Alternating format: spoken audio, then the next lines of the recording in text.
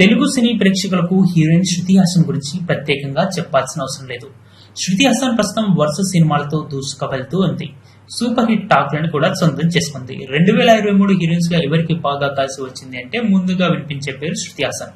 ఈ ఏడు ప్రారంభమై బాలకృష్ణ, చిరంజీవి సినిమాలతో పాలించిన ఈ అమ్మడు మళ్లీ నాని హీరోగా వచ్చిన హాయ్ నాన్న, ప్రభాస్, సలార్ సినిమాలతో నటించి ఏడాది గ్రాండ్ గా ముగింపు పలికింది.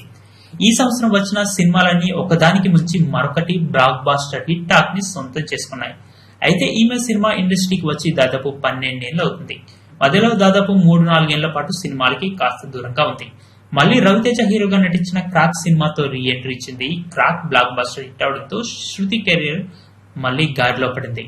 ఈ క్రమంలో సినిమాలపై దృష్టి పెట్టిన యముడు సైలెంట్ గా వరుస సినిమాలకి గ్రీన్ సిగ్నల్ ఇస్తూ మొదటగా సలార్ సినిమాకి, ఆ తర్వాత బాలయ్యతో వీరసింహారెడ్డి, చిరంజీవితో వాల్తేరు వీరలకు సైన్ చేయడంతో పాటు నాని హీరోగా వచ్చిన హాయ్ నాన్న చిత్రంతో ఒక గెస్ట్ రోల్ కూడా చేసింది. ఈ సినిమాలన్నీ ఈ ఏడాది విడుదలై శృతి హాసన్ కి చిరస్మరణీయమైన భారీ విజయాలు అందించిన ఇయర్ గా తన లైఫ్ లో నిల్చుండిపోయేలా ఉండిపోయింది. దీంతో అందరూ శృతి హాసన్ ని గోల్డెన్ లెగ్ అని పిలుస్తున్నారు. శృతి హాసన్ చేతిలో ప్రస్తుతం మరిన్ని ప్రాజెక్టులు ఉన్నాయి. ఇప్పుడు కాన్సార్ అనే నేపథ్యంలో వచ్చిన సలార్ పార్ట్ 2 లో కూడా తన క్యారెక్టర్ పూర్తి లెవెల్లో ఉండబోతుందని తెలుస్తోంది. శృతి హాసన్ చాలా వరకు మరిన్ని సినిమాల్లో నటించే అవకాశం ఉందని తెలుస్తుంది. ఈ వీడియో కనుక మీకు నచ్చినట్టయితే లైక్ చేయడం మాత్రం మర్చిపోకండి.